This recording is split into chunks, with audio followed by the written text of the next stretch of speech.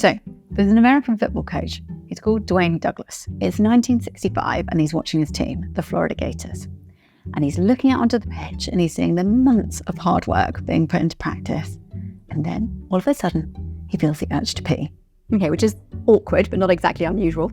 Right, so he looks out at the pitch at his 22 players and it gets him thinking, why don't his players need to urinate more?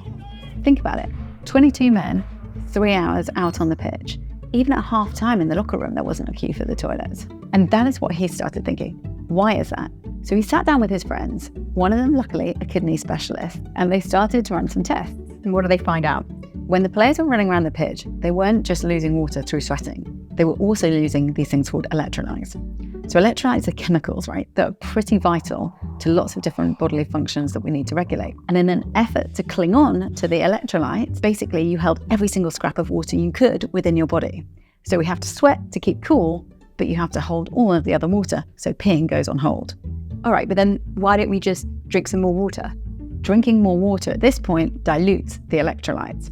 And that's why if you drink water after a heavy amount of exercise, you get cramp and you start feeling queasy. So him and his kidney friends came up with a new drink. So they mixed water, sugars, and salts together. The only problem with it was it tasted horrendous. So they chucked in a ton of lemons and found that they could create something that actually the players really liked. And by replenishing those electrolytes, they got them back to the fighting fit form. In fact, their performance actually improved. Okay, and did they give the drink a name? They did. Gatorade. It was named after the Florida Gators, now a multi-billion-dollar business, and they created a new category at the same time, the whole industry that is now energy and sports drinks.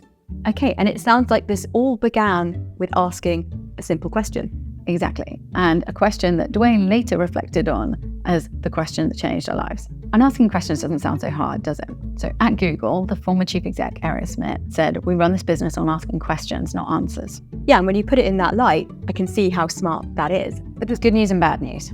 The good news is we're all born natural questioners. When we're small children, we ask hundreds of questions a day.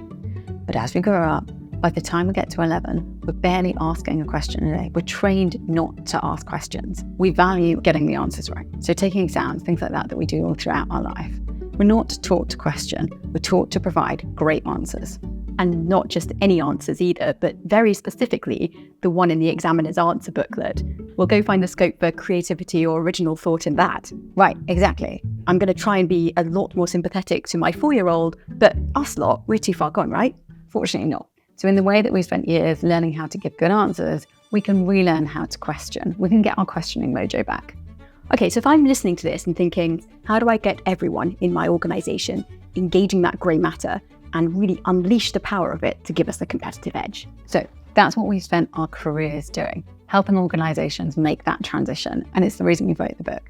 It's also the reason that the principles that are at the heart of the book, we've named Question-Driven Insight. Okay, and there's a whole section in the book, isn't there, about how to isolate the power questions, the ones that will unleash those light bulb moments or Gatorade moments, right?